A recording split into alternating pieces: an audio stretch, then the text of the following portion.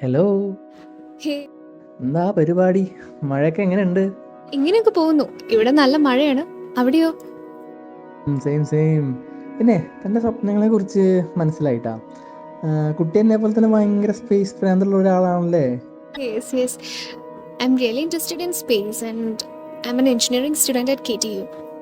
Okay. ആ ഫീൽഡിൽ ഒരു കരിയറും ഞാൻ ആഗ്രഹിക്കുന്നുണ്ട്.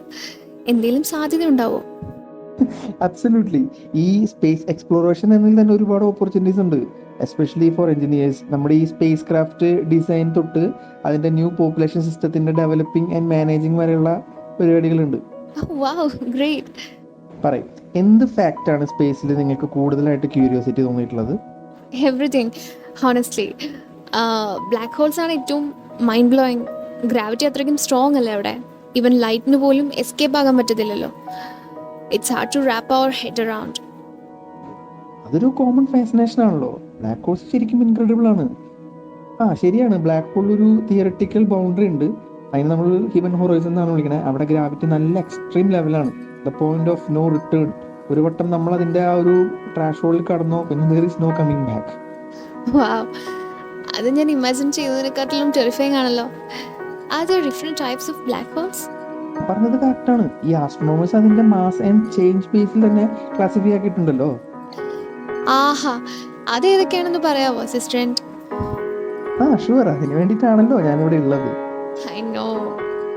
ഈ സ്റ്റെല്ലാർ മാസ് ബ്ലാക്ക് ഹോളും അതുപോലെ ഈ സൂപ്പർ മാസീവ് ബ്ലാക്ക് ഹോളും ആണ് നോർമൽ ആയിട്ടുള്ളത്.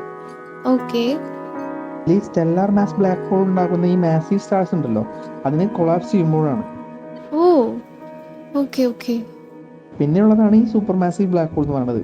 അത് അതിൻ്റെ വലിയ സ്റ്റാർസ് കൊളാപ്സ് ആകുമ്പോൾ അതിൻ്റെ ഫോമില്ലേ, അത് മിക്കതും ഗാലക്സി സെൻറ്ററിലും ഉണ്ട്. ഈവൻ നമ്മുടെ മിൽക്കി വേയിലും ഉണ്ട്. A black hole at the centre of A Galaxy? Of, that's incredible. അപ്പോൾ അതിന് ഡയറക്റ്റ്ലി പഠിക്കാൻ പറ്റുമല്ലേ? അയ്യോ, അത് കുറച്ച് ചലഞ്ചിങ് ആണ്. കാരണം നമുക്കതിൻ്റെ വിഷ്വലി ഒബ്സർവ് ആക്കാൻ പറ്റില്ല. ശരിയാണല്ലോ. പക്ഷേ ആസ്ട്രോണോമേഴ്സിന് ചില വഴികളുണ്ട്. അവർ അതിൻ്റെ പല സ്റ്റാർസിൻ്റെയും സ്വഭാവം പഠിക്കും. ചിലതൊരു ഹിഡൻ ആയ ഒബ്ജക്റ്റ് ചുറ്റും ഓർബിറ്റ് ആകുന്നുണ്ട്. അത് ഈ ബ്ലാക്ക് ഹോൾ പ്രസൻസിനെ സൂചിപ്പിക്കുന്നതാണ്. Wow, that's amazing. This is also inspiring. And engineering skills ഒക്കെ എങ്ങനെ സ്പേസ് കരിയറിൽ കൊണ്ടുവരാം, which is focused on study about black holes? അത് നല്ലൊരു ക്വസ്റ്റ്യൻ ആണ്. ഇപ്പോൾ മെക്കാനിക്കൽ എഞ്ചിനീയറിംഗ് ആണെങ്കിൽ പ്രോബ്സ് ഓർ ടെലിസ്കോപ്പ് ഒക്കെ ഡിസൈൻ ചെയ്യുന്നതിൽ നമുക്ക് കോൺട്രിബ്യൂട്ട് ചെയ്യാം. ഇലക്ട്രിക് എഞ്ചിനീയറിംഗ് ആണെങ്കിൽ ഇലക്ട്രോണിക്സ് ഡെവലപ്പിംഗ് ഫോക്കസ് ചെയ്യാം, അതാണ് അതിന് പവർ കൊടുക്കുന്നത്.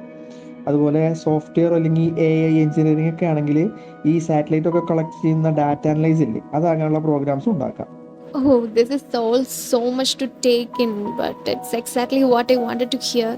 Thank you so much, assistant. You are very welcome. ഈ മാറി വരുന്ന ട്രെൻഡിലും നിങ്ങളെ അസിസ്റ്റ് ചെയ്യാൻ ഞാൻ മാക്സിമം ട്രൈ ചെയ്യും. അതാണല്ലോ ഞാൻ അസിസ്റ്റന്റ് എന്ന് പറഞ്ഞുകൊണ്ടിരിക്കണേ. Thanks a lot. പിന്നെ ഒരു കാര്യം, അത് വളരെ ഇമ്പോർട്ടൻ്റ് ആണ്. ഈ കുട്ടിയുടെ ഈ പാഷൻ ഉണ്ടല്ലോ, അതിപ്പോൾ നിലനിർത്താൻ ശ്രമിക്കണം. അത് ഹാർഡ് വർക്ക് ചെയ്യാൻ വേണ്ടിയിട്ട് ഒരിക്കലും എക്സ്പ്ലോറേഷൻ നിർത്തരുത്. കൂടെ സഹായത്തിനെന്നും ഞാൻ ഉണ്ടാവും. Okay, Yeah, sure. Bye, see you later. Bye.